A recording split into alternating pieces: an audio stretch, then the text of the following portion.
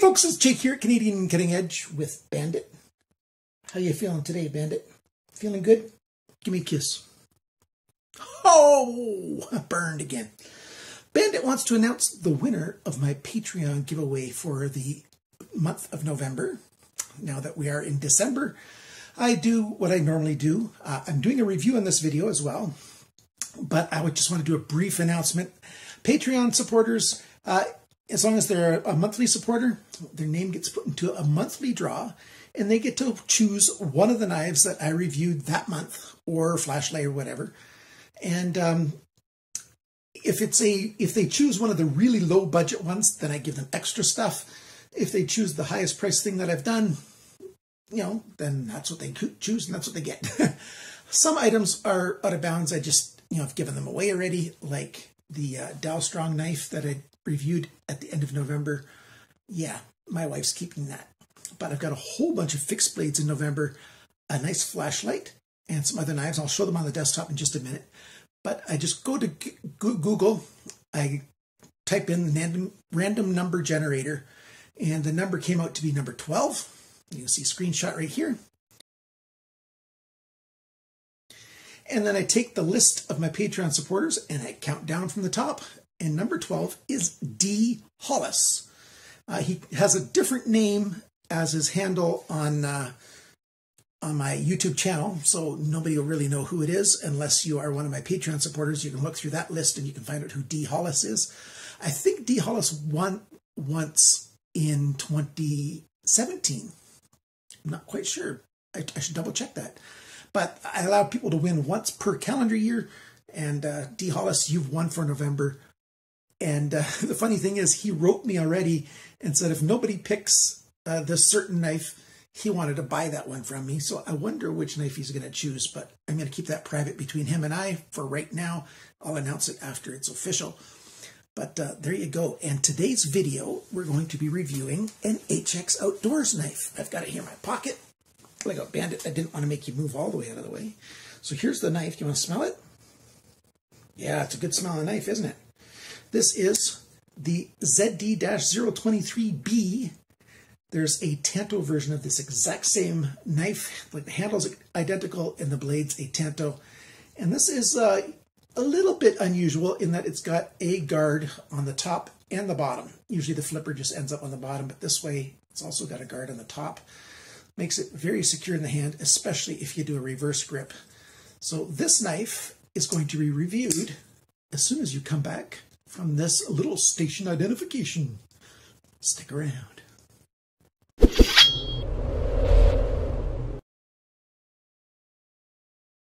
First off, here's the list of things that D. Hollis can choose from.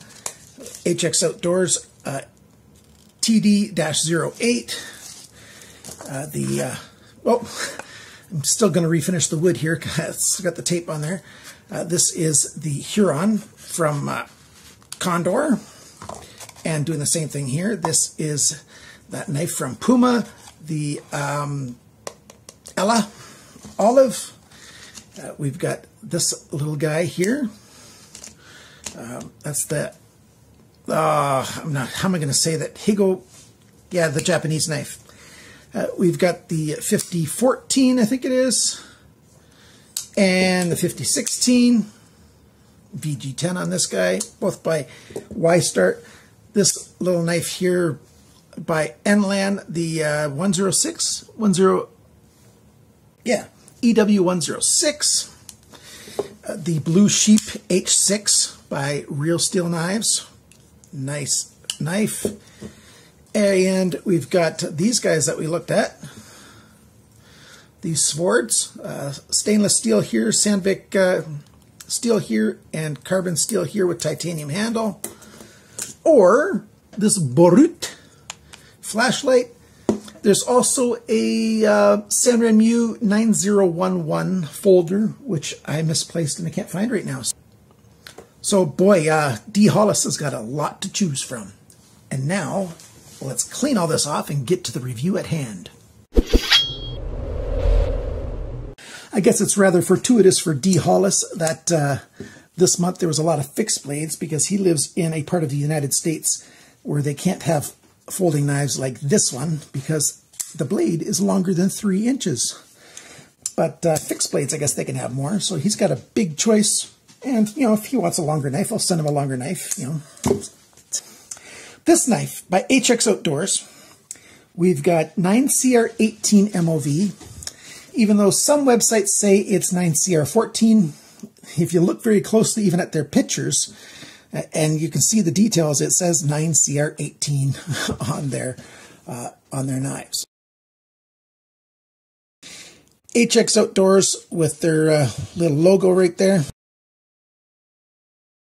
We've got almost a spear point blade, but this is a drop point with a swedge up here and a nice saber grind here. Long belly, just a short flat section, nice sharpener's choil. Lockup is solid, no blade place side to side, up and down. Lockup is very good for a brand new knife right there.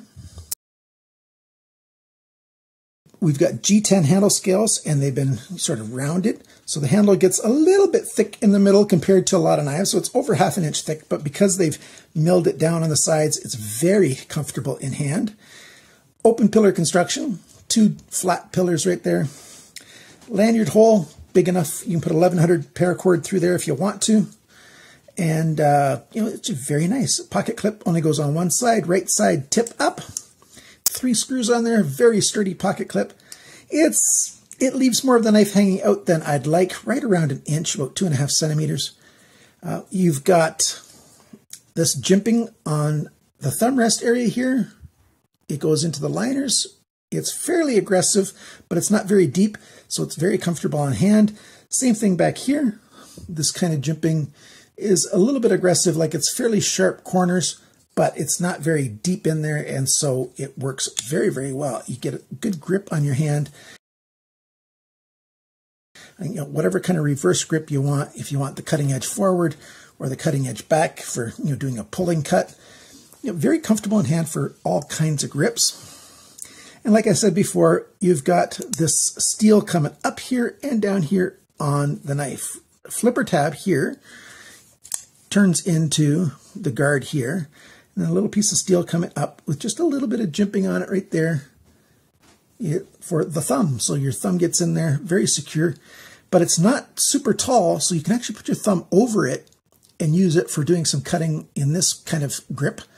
That works very, very well because the chamfer doesn't start until later. So you've got a nice spot there to rest your thumb. You don't want to put your finger forward like this. You're going to get yourself nicked with the knife blade. Nice grind on here, final grind. I'll give you the details of that in just a little while. The liners are not skeletonized at all, so it's actually very easy to clean this knife out. And that's the main details of it. Now let's zoom in on this and do the dimensions. The cutting edge is 8.4 centimeters, 3.32 inches. The blade length, so tip to the closest spot on the G10, 8.75 centimeters, 3.45 inches.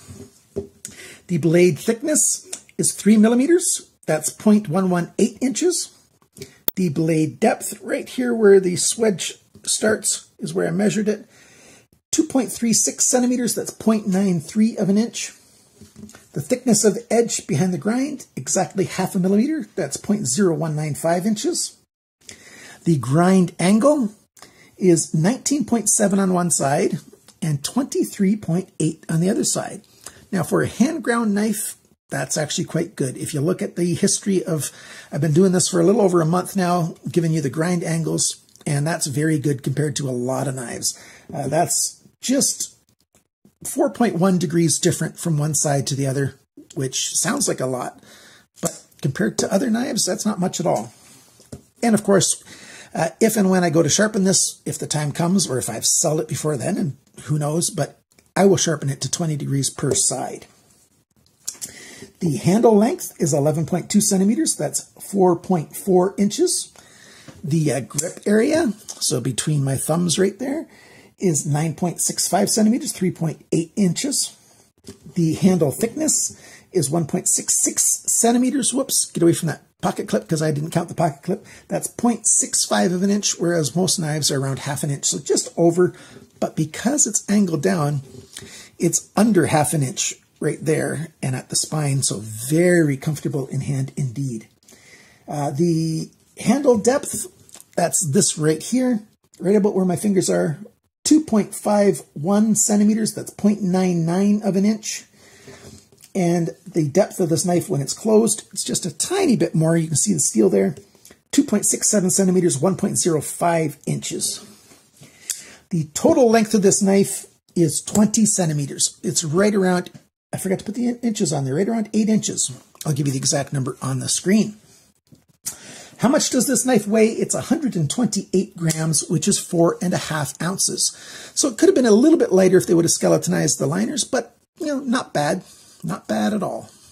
Let's get back and take a close look at this blade again. Look at that stone wash. It's a fairly aggressive stone wash, which I happen to like an awful lot. Beautiful, beautiful. Now let me show you a picture of the knife and Tanto version of it side by side. Hopefully I can get them side by side or one after the other. So how much do these knives cost? You can get either one for $28.50 US, which is around $35.62 Canadian, around 24 euros, and just over 21 British pounds, and just over 37 Australian dollars, and 31,035 yen in Japan. Those numbers are all for Fast Tech. There's some other stores that has this knife. Fast Tech deals with those 6 currencies, and so I've gave you all of those.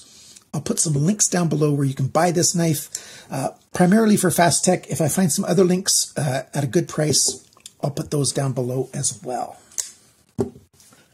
The pros and cons, the fit and finish, that kind of stuff about this knife. Fit and finish, quite good. The G10's been done very well. The corners are chamfered. There's no harsh edges. I like the little bit of jimping that they did there and there, not bad. And on the flipper tabs and the guard as well. It's just a little bit of an edge to grab onto. The liner lock release there has got just a little bit of a jimp, bumps on it, which make it easy to get your thumb on there to undo the release. Works very well. We've got a locked pivot, so you only have to screw it on one side to loosen it or tighten it. But as you can see, it's got that odd shape there. That shape is very common with some other knives, and I'll show you some pictures of some of them, especially Enlan knives. A lot of them have that. And so there's tools available, relatively easy to get, that have these. Unfortunately, the cheap ones, like $4 or $5, are harder to find. Exduct has the tool for this, but it's around $18 US. Now, if you have a lot of knives that use that, that's just fine. Like I've got about 15 knives that have this, and that's why I've got the tool. And, I'll go get the tool and show it to you. There are these 2 main tools available. There's the one with the 3 little tabs and with 3 little pins on it. Now, there's a lot of knives that have 3 little holes, and this is designed for those. But if you already have the 3-pin version, or that's all you want, stop running away. The 3-pin version works for tightening and loosening this as well. As you can see, I just turned it right there. Oh, I'm not focused down there, am I? So those pins, one can get on each side of those tabs, and you can use that to tighten or loosen. Certainly you can use this type as well, and that works just as well. So either one works, and you can buy those and use those, and they're actually quite functional. Really good choice, since there's a lot of knives that either have this or have the 3 holes, and that's why the tool is very handy. So that's that. I don't mind that too much, although I would prefer if it had a Torx hole in there and you can just use a Torx screwdriver. Pocket clip, let's show you that. I know some of you have said, when's he going to talk about the other issue? Some of you who know what you're talking about, know what you're looking for, have seen it already, and I'll talk about it in just a minute. So there you go, about an inch, just under an inch sticking out, just around 2.5 centimeters. So the pocket clip is very functional, very useful, works very well. I love that it's 3 screws, very sturdy, but I wish they would have sent it up higher that way, made this top screw be functional along with that pillar for the open pillar construction, and that would save them half the space, and that would be nicer because the knife would tuck in a bit more. So what is that thing that he's talking about? Well, it's this. If I don't do any English, don't do any wrist flicking, and I just, it's this way, and just flip the knife, it just barely opened up. Did you see that? It didn't open up with a nice hearty ka-thunk. And that's because the detent is just a little bit off. The detent ball, I think, is not sitting exactly in the hole. It's just sitting right at the edge of the hole. You know, there's a hole on the side of the blade that the detent ball, which is on this lock bar tab, sits in. And that causes it, keeps it from opening easily. If you can see, I'm just grabbing right here. I shouldn't be able to easily pull this out. Of course, the leverage from up here, yes, but not right here. So since the detent ball doesn't sit exactly snugly into the detent hole, I think I need to fix that, and I might do another video of that. How can I tell when I'm looking at the knife like this? The lock bar arm, this arm right here with the jimping on, should sit right flat against this piece of steel, the tang of the blade. You see that little bit of space there? You can see a little bit of light right through that little line right there. And if it was sitting totally in that hole, there would be no light. That lock bar arm would be right in there. That's what tells me that the detent isn't all the way in to the hole right there. How do you fix that? Well, I'll show you on a video. At least I'll attempt to show you on a video when I attempt to fix it. I might wreck this knife. I might not, but it's worth a try, especially if it gets you a good video. So, all in all, this is a good knife. I think it's worth $30, you know, $28, $50. You know, you just saved yourself $1.50. So it's a good knife. The steel is good. 9C or 18 MOV is a good steel. For the price, it's, you know, a very good steel. This still has the factory edge on it. Cuts very well, and once I've resharpened it, it's going to cut even better. Beautiful knife. I like HX Outdoors an awful lot, and this is the first time, well, maybe not the first time, but this is one of the first times where I was a little less than happy with the detent. I think it's the first time that I've been less than happy with the detent on a folder from HX Outdoors. So there you go. If you want to buy one, please consider using my links. That does help my channel out an awful lot. I just earn a tiny little bit of a commission if you use my links, and I appreciate that very much. I think this knife and the Tanto only come in this color. Again, this is the ZD-023B, and the ZD-023A is the Tanto. Thanks for watching. Thanks for liking, sharing, commenting, and subscribing. And remember, guys, always cut towards your chum, not your thumb.